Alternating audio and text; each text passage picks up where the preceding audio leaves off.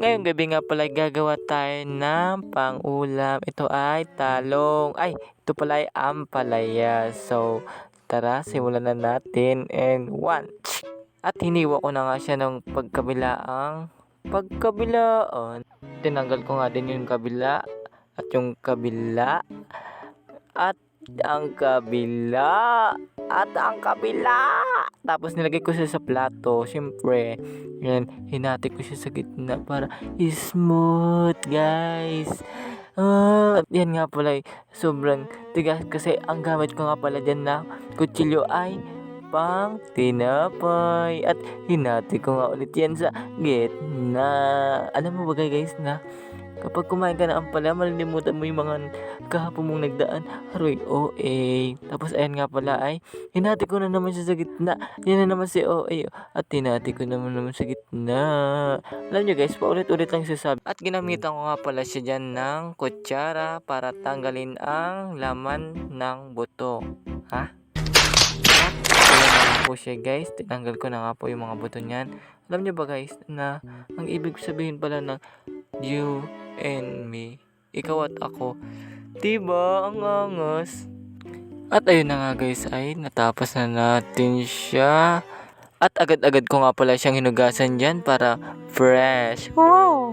At ayan na nga po ay nilipat ko nga pala yan sa plato para mas ma-preserve ang fresh and flowing in Philippines Ocean. Wow, talaga grabe. Na-preserve ko nga pala siya dyan ng maayos at nilagay ko nga po siya dyan sa lapag.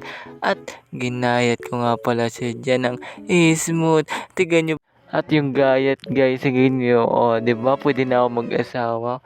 Pwede nyo na akong kunin pang chef ba? Uy! At ayun na nga guys, ay nasa 300 plus na nga yung ating slice and voila!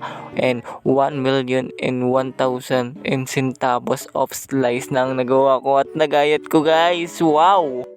At agad-agad ko nga pala siyang nilagay sa Tupperware o steel mokers, escorisus and steel bar. At agad nga din pala ako nagpitpit ng bawang dyan.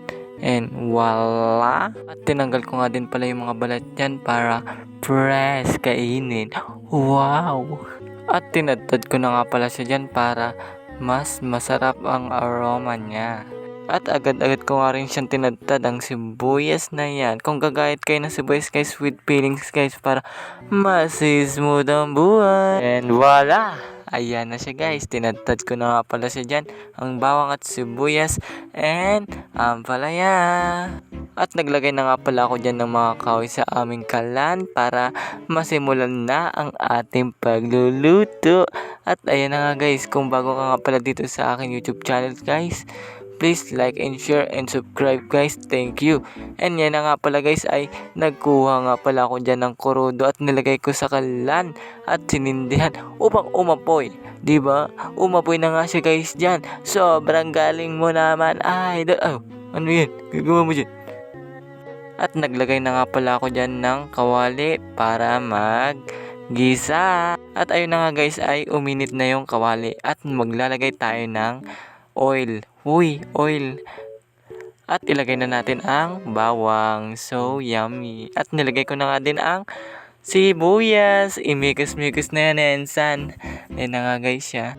At ayun na nga guys, ay minekos-mekos ko na siya para mas mabango at mas lumabas ang aroma niya. At ayun na nga guys. At nakita ko na nga palang mapula yung ginisa ko na yan at nilagay ko nga yung ampalaya at magisa at mamekos-mekos na natin at lumambot ang ampalaya at hindi na siya mapait. At yun na nga guys, yan na, sinumzum ko pa nga siya dyan. Ayan na nga po. At minix-mix ko na nga pala siya dyan para mas mabilis maluto at maglambot. Ayan guys, kita nyo naman, nimix ko siya, di ba? Kita nyo naman, di ba guys, ha? Ayan na. And wala. Medyo uminit na siya at nagkukulo na siya. Nilagyan ko nga pala siya dyan ng bagoong para yung kumbaga yung pait at yung alat ay magmix. At yan na nga guys, tinry ko siya. Sobrang sarap guys. Kung gagawa kayo dyan, lagyan nyo ng tubig, lagyan nyo din ng asin. Yan na guys. At ayan na nga guys, at minekos-mekos ko siya dyan. And voila, malapit na siyang maluto guys. At ayun na nga, nagpipiling chef na nga pala ako dyan. Ayan na, diba? Pang cruise ship. Wow! Parang pang chef lang. Chef, shippers. Ayun na nga guys, ay mapula-pula na siya at malambot. Nakita ko na nga siya dyan guys na medyo natutuyuan na siya. Medyo nilagyan ko siya ng tubig para hindi siya masunog. Ayan. At agad-agad ko nga siyang tinikman. Okay naman siya guys kasi luto ko masarap. Diba? Ako na nagluto niyan eh. Huwag niyo sabihin na hindi masarap kasi luto ko yan.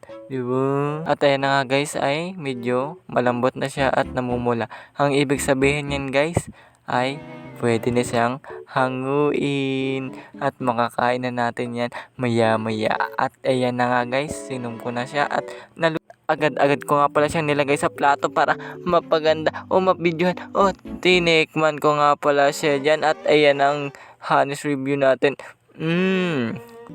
Okay naman siya. Tinikman ko siya guys. Okay. At masarap. And hanggang doon na lang guys. And thank you. At uy, ba't nandyan yun? Dapat tinanggal ko yan. Hindi ko tinanggal. Oh my god, di talaga siya guys. Sobrang pait guys, sorry. Bye.